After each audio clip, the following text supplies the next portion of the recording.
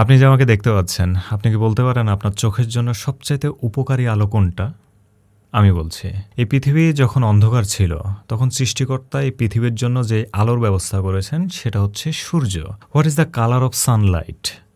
Yellow. মানুষের যখন এই পৃথিবীতে আগমন ঘটে, তখন তারা তাদের বুদ্ধিমত্তা দিয়ে তাপের মাধ্যম দিয়ে আগুন সৃষ্টি করে। আপনি কি বলতে পারেন what is the colour of fire light? Yellow. তার মানে সৃষ্টিকর্তা তার এই পৃথিবী, তার এই মহাবিশ্ব, তার এই সমস্ত জীবকুল, গাছপালা, মানবজাতি সবার জন্য যে ন্যাচারাল আলোর ব্যবস্থা করেছেন সেটা হচ্ছে সূর্য। And what is that colour?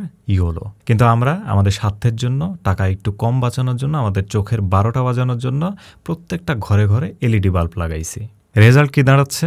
Back করেন ১৫-২০ বছর পূর্বে।